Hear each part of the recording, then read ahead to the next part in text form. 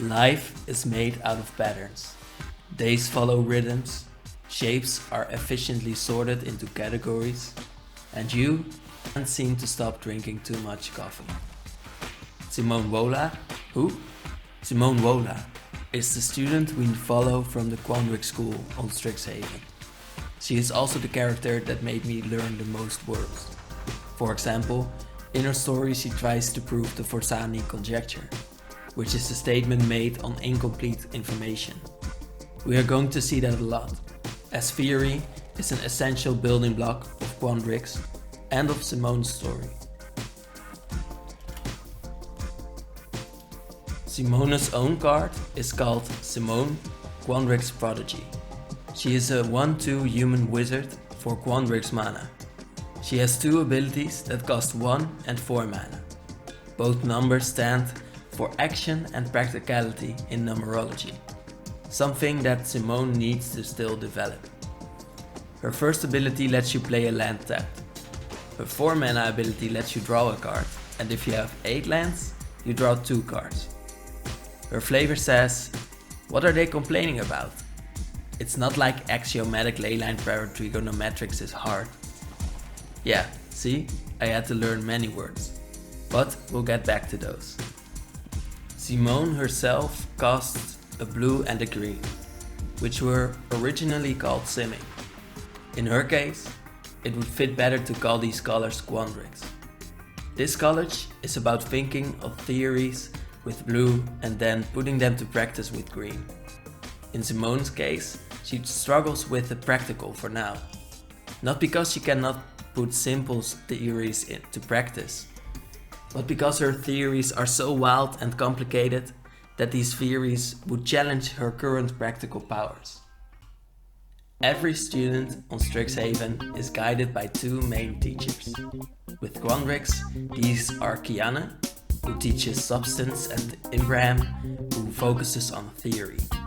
Like with all deans, they value each other's methods as well, while they focus on their own. Kiana focuses on putting lands into your hand and immediately creating fractal creatures. She loves to learn about mana too though, which she shows through the different mana value class in her second ability. Imbraham, our Owlin friend here, is more focused on the theories and solving equations. He studies a lot, and a lot of his theories might be impractical. Therefore he studies more with his ability than he draws into your hand. This is a struggle all Quandrix people and general thinkers have. The hypothetics are so cool, but they might never be put into practice. Again, these scholars were first called Simic. These people also look towards nature and breaking patterns, although they did it through mutation.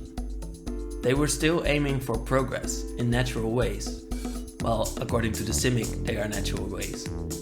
These people also study patterns in nature, like they do with the upwelling, which is an upward motion from the sea that brings merfolk to the surface. Well, basically. The largest difference here is that the Simic combine focused on the evolution and change of patterns. The Quandrix school focuses on learning about the patterns and putting them into practice. So, what does Simone practice? Well, her flavor says, what are they complaining about? It's not like axiomatic leyline paratrigonometrics is hard. I've went into this in the video I did on Dice's channel as well, but this flavor means that Simone thinks that the theory about the shapes, forms and movements of mana ley lines is an easy thing to learn. Apparently she has already figured out how mana works, something that we don't even truly know. For example, on Strixhaven mana is found in conflicting streams of it. They form together in the snarls on Strixhaven. These snarls can spawn dragons and then teach them theater and math. Simone sees logic in this, because she knows how a triangle works. In the cards, which I have to note were made by wizards, Simone is shown as a happy girl that solves questions and punches the evil Ori. We see it in Eureka Moment and Blue Sun's Zenith, where she proclaims At first, the equations were simply numbers, but in those numbers I saw a story. And in that story, a pattern, and then it fit together. And in Blue Sun, seen it? 5 suns?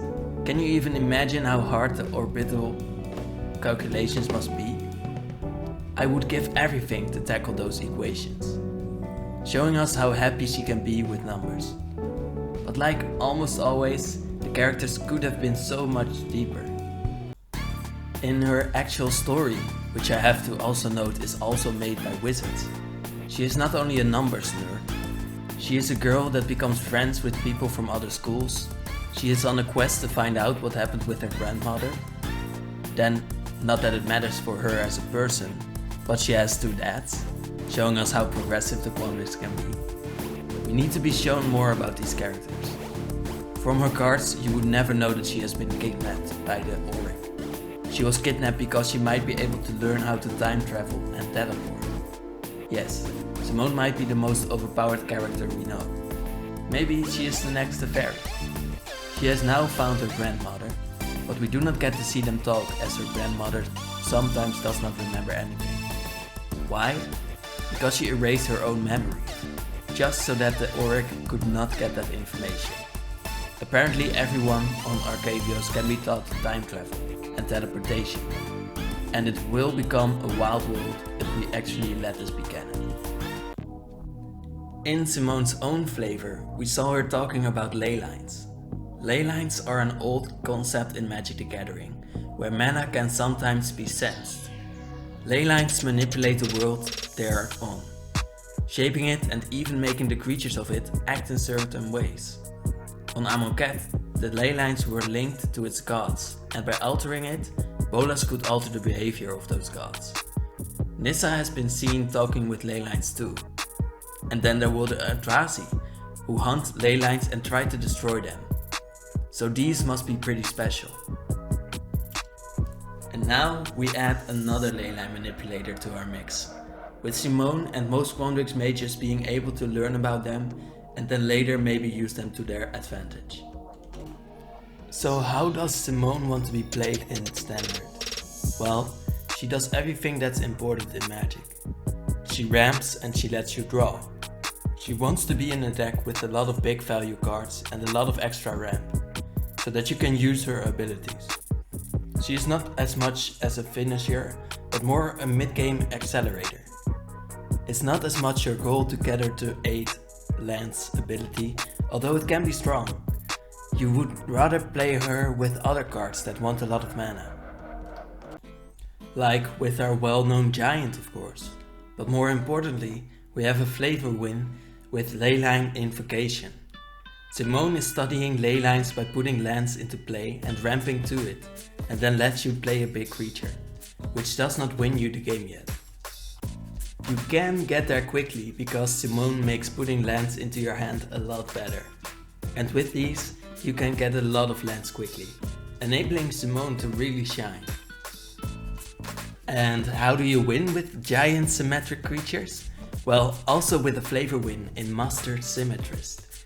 You have just played an 8/8 giant creature, and this Rhino enables it to trample over your opponent's ugly 3/4. Simone and Quandrix have to learn to make theory into reality. Between those two are huge leaps and steps. In Magic, mages seem to be born with a kind of mana, so it is probably improbable that Simone learns to time travel. But we can all learn from theories. We can learn how ley lines manipulate our worlds. Simone could have opened the eyes of the people on Amonkhet. She can see patterns, just like we can. Then when you know a pattern and move with it, you might eventually be able to use its force for your own good. Still, Simone always talks about axiomatics, theories that cannot be proven, which means that even though nature has laws, there are still so many conditions that can change our outcomes. There is still chaos, and even the most controlled environments can have different effects. Just like with Amonkhet actually. Just think of the waves over dunes or on the sea. These seem to follow a pattern too. Still, every wave is slightly different. But then surfers who are in the water all the time learn to feel when a nice one will come up. So yes, study patterns, but then also immerse yourself in them. Be with them and observe. Feel their rhythms. Then you will be able to predict the future to some extent and take control of your life. Thank you for watching.